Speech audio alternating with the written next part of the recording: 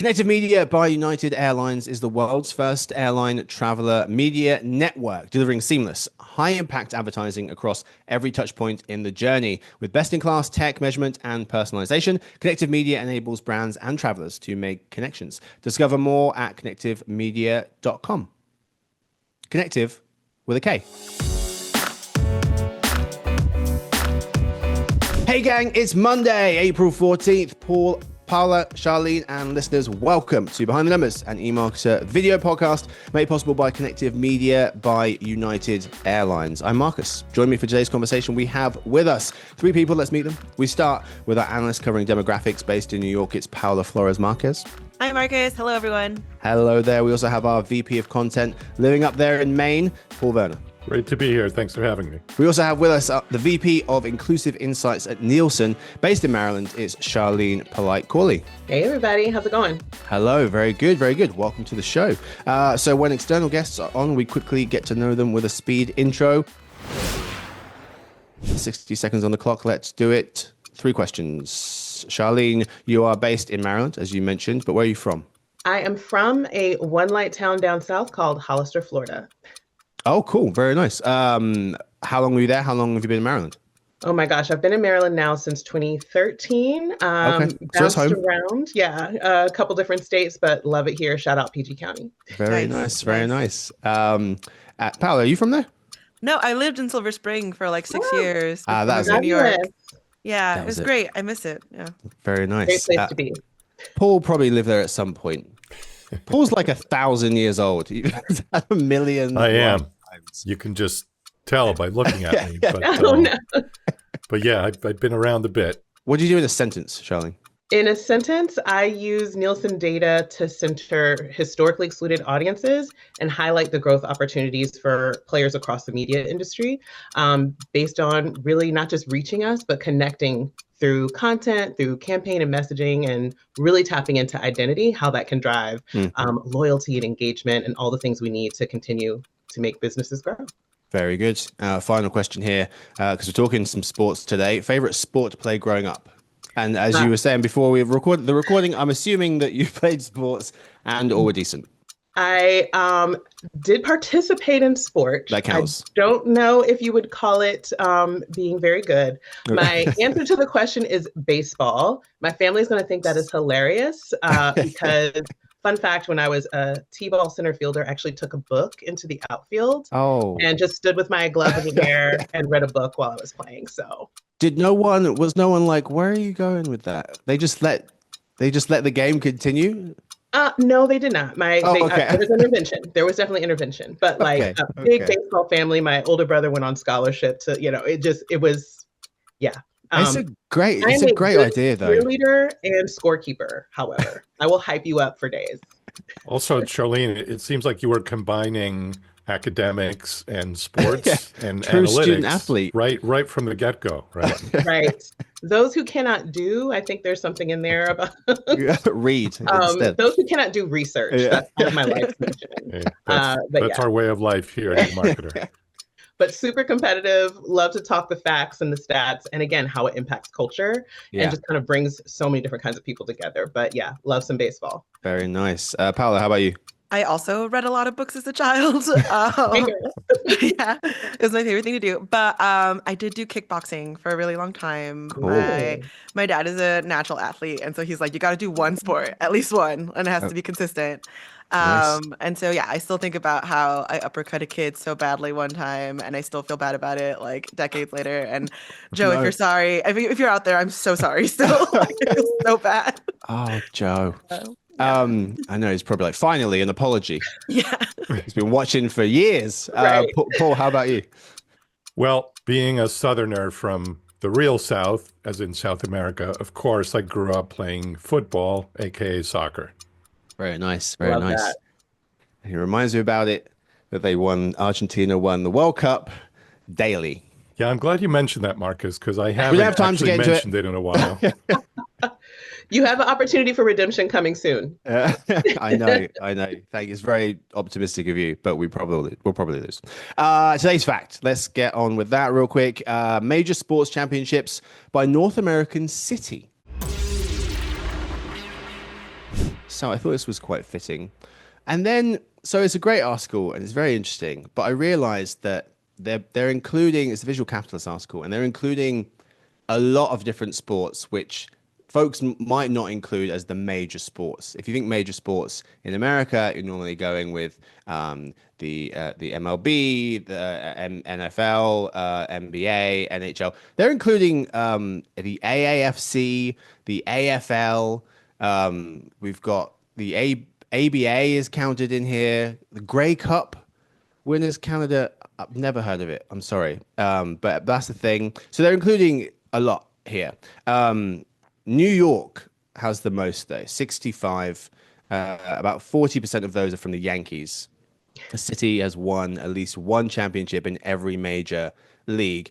They're kind of cheating. They have two teams in every major sport for the men, so that's kind of cheating. But Toronto is second. Shout out Canada. 13 from hockey, a ton from the CFL, which, no offense, Canada, I don't know if that counts. And then Boston is third with 2 fewer championships than Toronto. But this is all for men's sports. For the women's sports, I mean, if you're counting college, you're probably going. Where do UConn play? Hartford. Yeah, I think you got to go UConn with that one, right? If we're talking women's basketball. Yeah, it has to be. Then UConn, maybe somewhere in Tennessee, maybe after that. maybe South Carolina. And Tennessee as well. Yeah, absolutely. So yeah, which is quite fitting because we're talking NCAA today, the men's and women's basketball tournaments, how they did. We'll talk about some viewership numbers. We'll talk about how women's sports has exploded and if that's been sustainable because of the Caitlin Clark effect last year. And we'll talk about some of the demographics that are driving all that engagement. Today's episode all about the explosion of sports for brand engagement. All right, folks, let's get into it. We've got Nielsen here, which is amazing because you guys track very closely the viewership, the numbers of the March Madness basketball tournament, and it just finished. Congratulations to was it Florida? Who beat South Carolina?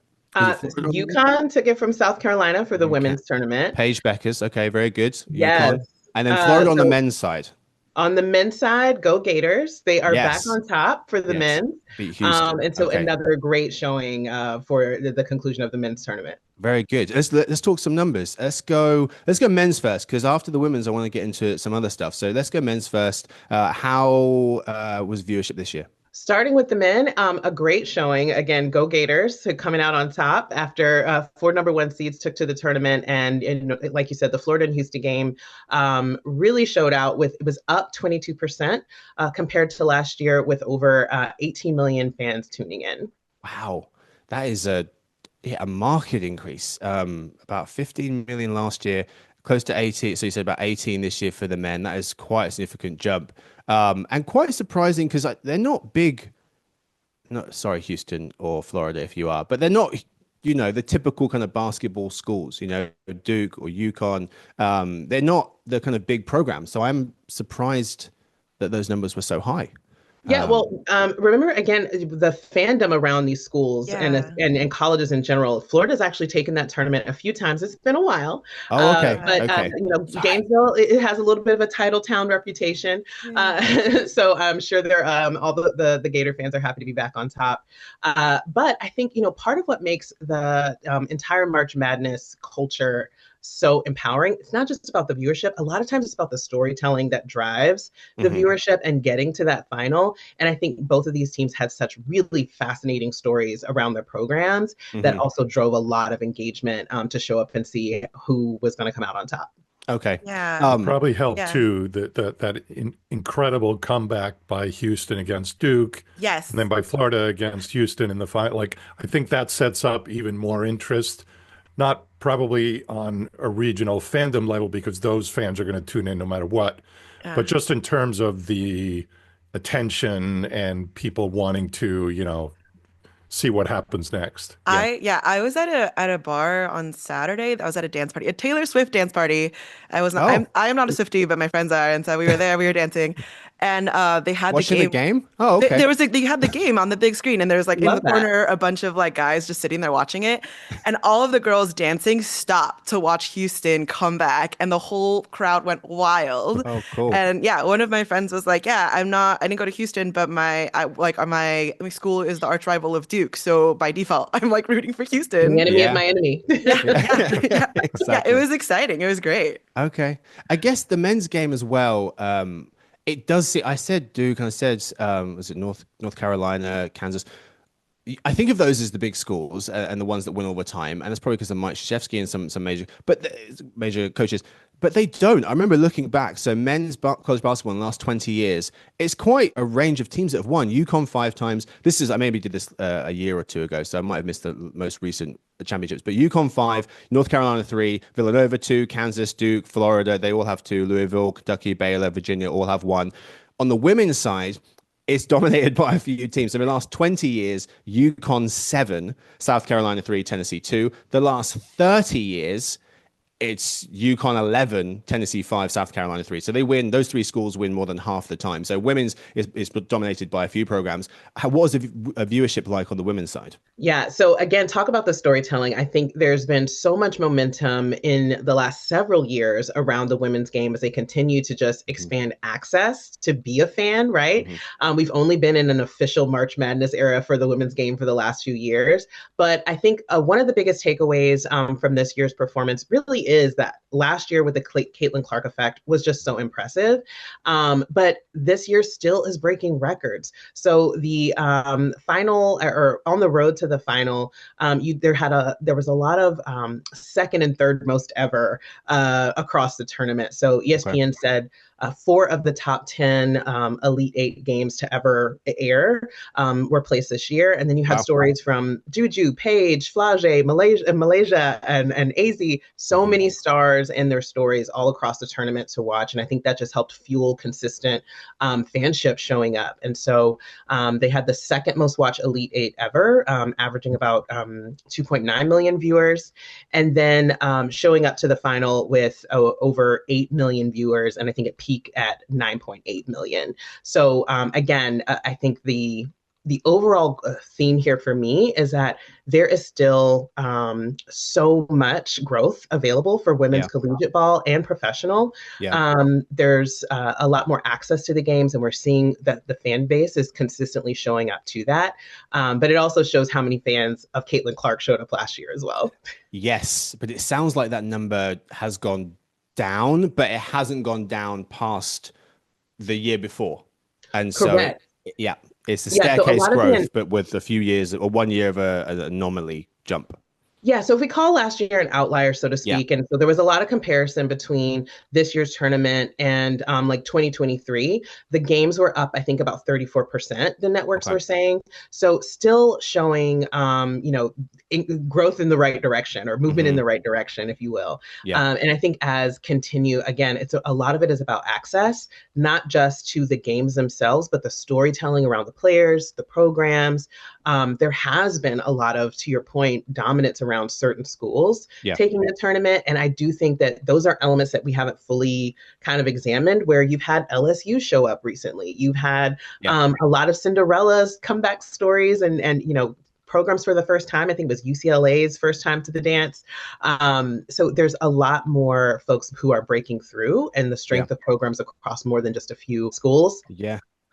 And there are just a lot of numbers that suggest things are going in the right direction, right? This is just one number, one tournament. There are a few other ones I found. Deloitte expecting global revenue for women's sports to reach $2.3 billion this year. That's up from about 700 million 3 years ago. Collective and RBC found TV viewership for women's sports expected to grow 32% for the WNBA, 24% for professional soccer for women by 2027. And that's the other thing, the Caitlin Clark effect, and Angel Reese as well coming through, and them joining the WNBA. that gave WNBA a bump as well, a huge bump. I think over 200%.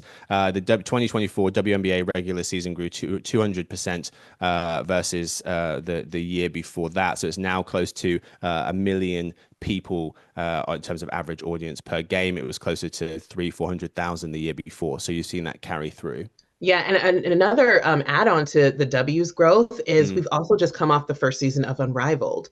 And so seeing their, first time out as a 3-on-3 league really show up with consistent amount of viewership. I think they averaged over 300 viewers across their games, record compensation for the athletes, and broke even, which is like unheard of for a new league in their initial season. Yeah. So I think another part of this for me is I look at these viewership numbers that are technically down from last year, which, that's the math. But I think what it's still pointing to is like, again, the access. There's actually a lot of competing places to see and engage with women's basketball in particular. And so following like, hey, if I'm an Angel Reese fan and she's not in this tournament, I'm tapped into what's coming ahead in the WNBA season or her coming off a winning Unrivaled season. There's just so much more ways to engage and tap in.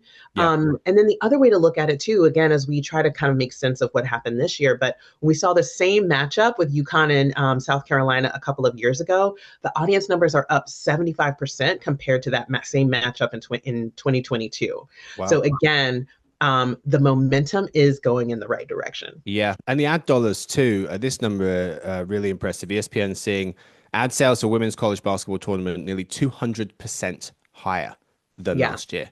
It's just a remarkable figure.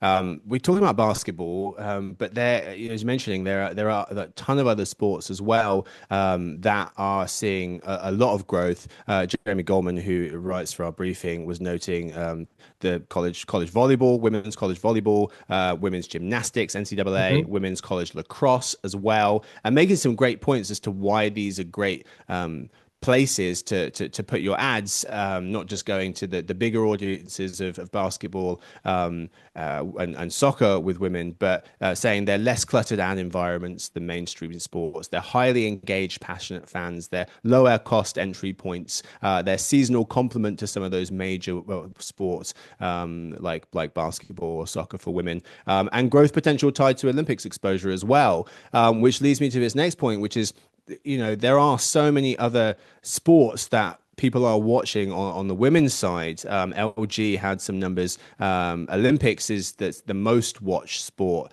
for female athletes, about 32% according to their numbers. Then you've got pro basketball, college basketball, in a close kind of second place, tennis as well. But then you've got hockey, auto racing, golf, baseball, softball. So there are just a ton of opportunities here. Paola, how are viewers of women's sports different than viewers of men's sports, and also the same?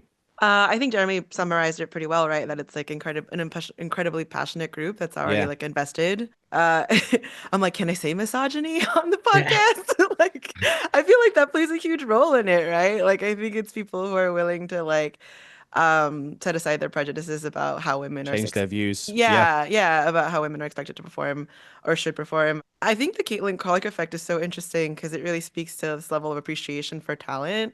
I think it's unfortunate that it takes like something so, I don't know, individual or like outstanding to make people pay attention, because women like that exist all the time, right? Like the women's, like the USA women's soccer team is always kicking butt, like constantly, consistently, in a way that the men's does not. Yes. So it's like same with English football as well. Yeah. So I do think that plays like a really, really not a word, Paul. I know you're going to say something about Argentina winning. My lips are sealed. I could just feel it. It's a great point, though. Please, Charlene. No, I was just going to jump in there. And I think you are so right around part of the Caitlin Clark effect is also the divine timing about the era that she showed up in, because, there have certainly been those generational players before, but between social media, between the change in access in games, the rivalry element and just the amount of conversation around it, really the zeitgeist was just there. Yeah. And I think had a different era of a couple of players had that same coverage, we may have also had a breakthrough moment. So it was a combination of her incredible talent with an incredible rivalry narrative with an incredible media coverage across platforms. And so all of that kind of, sparking the fire that we're continuing to see. And so I completely agree with your number around the global opportunity for investment. What's interesting that I'm also watching too is how college continues to be a launch pad into professional, so people can continue to support female athletes and their sport. In addition to Unrivaled, there's also a new women's pro soccer league that has launched in the US, new pro softball league that has launched. So there's now places for these athletes to land. So you can actually, thanks to the NIL era, they can get compensation in their college era and then go into a professional career that audience can grow along with them. So we're excited to see how that continues to grow. But as I like to say, if you're just now paying attention to the WNBA, the price of the bag has gone up. And so you might need a different price point. And fortunately, there's a lot of options for brands to choose from. And what we've seen is actually, to Pao's point, the payoff for not just fan loyalty, but brand loyalty. When you show up and support those leagues and stars and teams that fans care about, our data actually shows that they're more likely to be an advocate for your brand, to make a purchase, to engage. We've seen that heavily with women's basketball, and it's interesting that there's just so many opportunities now, and I think sports will continue to be one of the safest places for brands to show up, but also to really demonstrate their values because they just bring everybody together, so many different cross sections of life. Yeah. I was reading a Nielsen article actually from last summer, and it was saying exactly what you're saying. The WNBA fans much more likely to engage with the brand online, talk about the brand with friends and family, and actually make purchases as well. And I think audiences are really responding to empowerment and very, very strong figures in women's sports, whether it's Serena Williams or Simone Biles, or now you have Ilona Mayer, the U.S. women's rugby player, just totally stirring things up in Europe.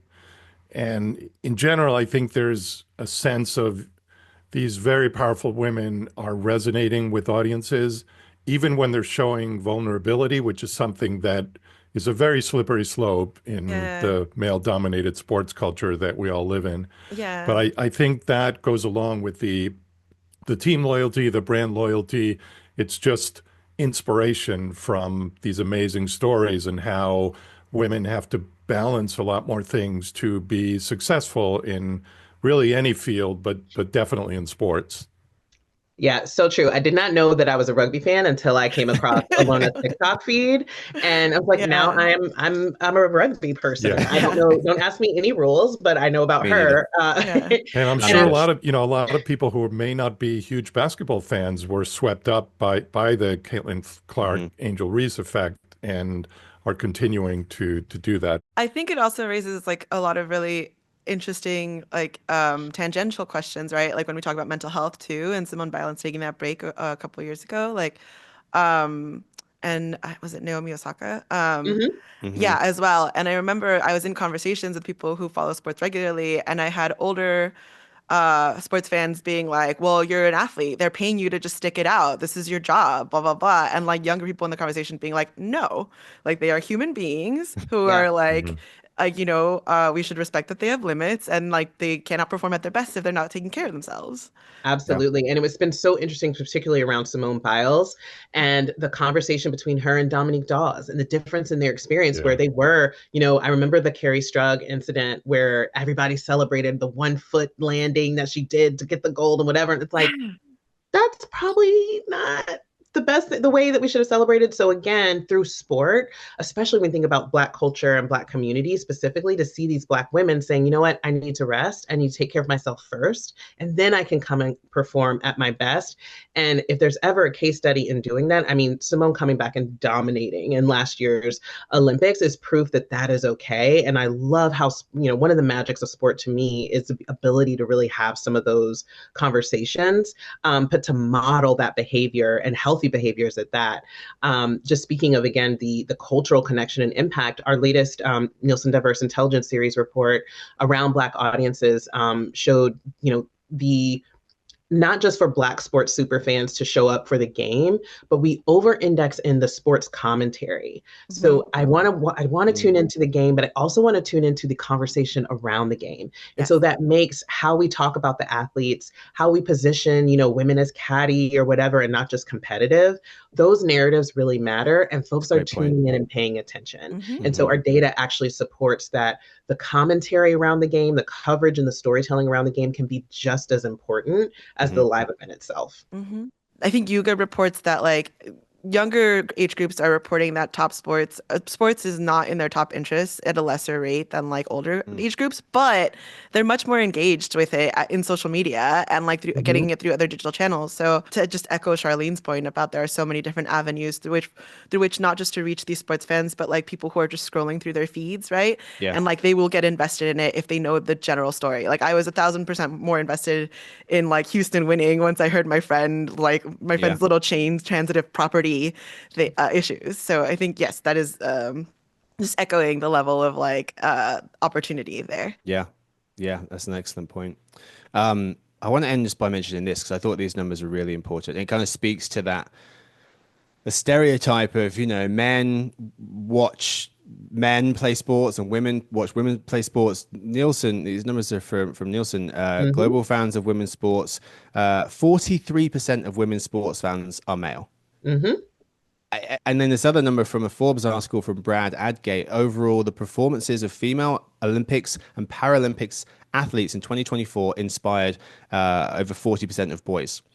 And so, I just think these are really good figures to explain the crossover of men being inspired by women athletes, female athletes, and vice versa as well, and also being inspired by and watching. Things are really changing, and it seems like that momentum has absolutely kept up from what we've seen from Caitlin Clark and Paul. You mentioned a host of other female athletes as well. That's what we've got time for this episode. Thank you so much to my guests for talking with me today. Brilliant episode. Thank you so much to Paola. Thank you so much, Marcus. Thank you to Paul. Thank you. And thank you to Charlene. Thank you so much for having me. It's an absolute pleasure. Thank you to the whole editing crew, Victoria, John Lance, and Danny, Stuart, who runs the team. Sophie does our social media. Thanks to everyone for listening to Behind the Numbers, an eMarketer video podcast made possible by Connective Media by United Airlines. Sarah will be back on Wednesday for the Reimagining Retail show talking about the French department store that's trying to change US retail.